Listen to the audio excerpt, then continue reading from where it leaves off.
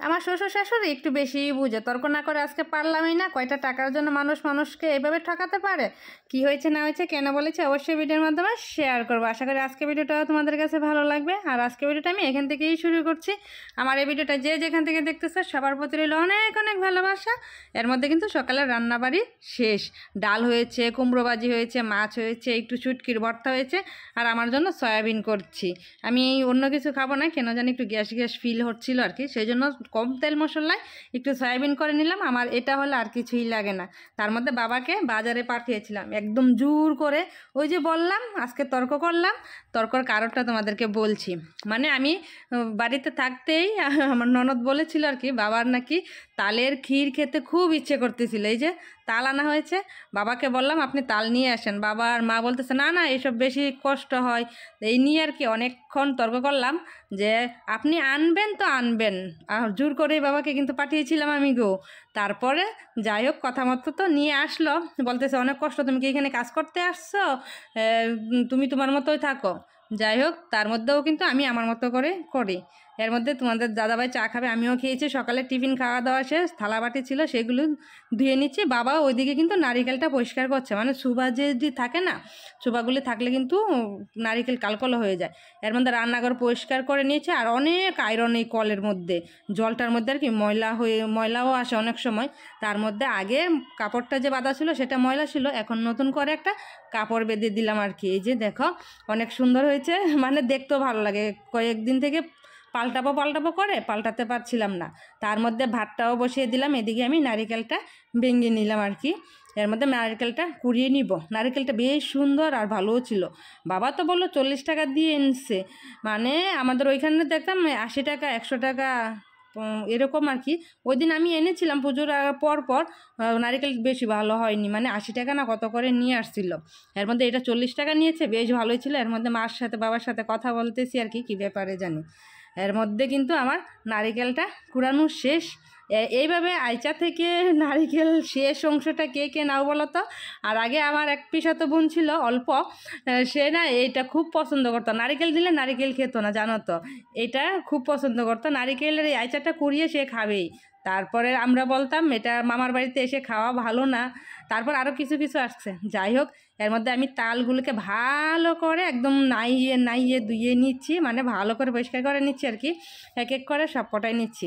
এখন বলছি কয়টা টাকার জন্য মানুষ কীভাবে ঠকায়। হ্যাঁ, এই যে তাল নিয়েছি 3টা তাল এনেছে তো, শুধু একটা তাল ভালো ছিল, 2টা তালই মানে পোকা আর জল জল টক গন্ধ হয়ে আছে আর কি। যারা বিক্রি করে তাদের তো একটা অভিজ্ঞতা আছে, তারা তো জানে সেটা ভালো না। কেন তোমরা এটা দিলে, তোমরা তো জানো যে যেটা করে সেটা কিন্তু জানে। তার মধ্যে 2টা তাল আমি বাবাকে দিলাম, আপনি ফেলে আরও 2টা তাল নিয়ে আসেন গিয়ে। বাবা আবার কথা মতো আবারও বাজারে যাচ্ছে। যাই হোক কত কষ্ট দিচ্ছি বুড়া মানুষটা। মানে বাবা না এই তালের ক্ষীরটা অনেক বেশি পছন্দ করে। আমি বিয়ের পর দেখতাম, মানে 2-3 বার তালের এইরকম করতাম আর কি, 5টা 7টা আনা এনে আর কি। মানে ক্ষীরটা করলে রুটি দিয়ে সকাল বিকাল এত ভালো খেত না, মুড়ি দিয়েও ভালো খেত। তার মধ্যে সেটা খাবে ইচ্ছে করতেছিল। আজকে 2-3 বছর যাবত নাকি খায় না, খেতে পাচ্ছে না। আমার ননদ আবার 2টা বাচ্চা নিয়ে পারতেছিল না। আমার ননদই আমাকে বলেছিল বাবার তালের ক্ষীর খেতে খুব ইচ্ছে করতেছিল, পিঠা করছিল, ননদ দিয়ে গিয়েছিল, কিন্তু ক্ষীরটা করা না। ক্ষীরটা করতে কিন্তু অনেকটা সময় লাগে, চুলাতে বসাতে হয়, তার মধ্যে বেশি তাল লাগে, সব মিলিয়ে আর কি। তার মধ্যে যাই হোক আমি শুনে তারপর এসেই কিন্তু বাবাকে বলেছিলাম। বাবা 2 দিন আরও 2 দিন বলেছিলাম আনিনি, 3 দিনের মাথায় আমি জোর করেই এনেছিলাম। যাই হোক যারা ব্যবসা করে তারা তো জানেই যে কোনটা ভালো কোনটা খারাপ। তার মধ্যে জেনে শুনে কীভাবে নষ্ট তালগুলি দিয়েছিল। আবার বুড়ো মানুষটা বাজারে গিয়েছে, কষ্ট আছে কিন্তু বাজার করাও কিন্তু একটা কষ্ট। নারিকেল এনেছে, গুড় এনেছে, তাল এনেছে, হেঁটে হেঁটে যাওয়া, সিঁড়ি বাওয়া কমও না। যাই হোক তার মধ্যে কিন্তু আমি তালটা ভালো করে নিয়েছি। প্রথম যে তালটা ছিল একটা তাল ভালো ছিল, সেটা তো অনেকখানি পাল ছিল আর কি, 3টাই কিন্তু অনেকখানি পালি হয়েছে।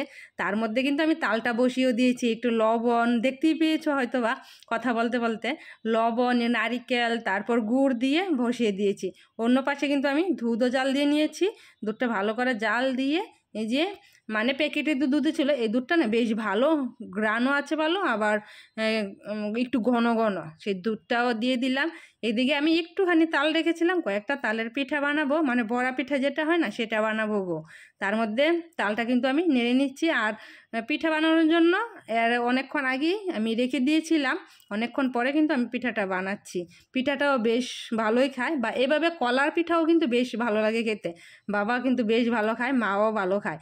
তার মধ্যে এই যে দেখো পিঠা কিন্তু আমার বানানো প্রায় শেষ। আর রুটি দিয়ে এত ভালো খায়, সেই জন্য আমার তালের ক্ষীরটা করা আর কি। যারা যেটা পছন্দ করে, বিশেষ করে মা বাবা শ্বশুর শাশুড়ি যেটা পছন্দ করে সেটা করে দেওয়া কিন্তু আমাদের দায়িত্ব। আর আমার কাছে ভালোও লাগে, সেই ভেবেই কিন্তু আমি আজকে করেছি। তার মধ্যে সুন্দর হয়েছে তালের ক্ষীরটা। আর কে কে তালের ক্ষীর দিয়ে রুটি খাও, মুড়ি খাও, অবশ্যই কমেন্টে জানাবে কিন্তু। চলো তাহলে আজকে ভিডিওটা এখানেই শেষ করছি গো। কালকে আবার দেখা হচ্ছে আরও একটা নতুন ভিডিওর সাথে। ওকে, টাটা, বাই বাই।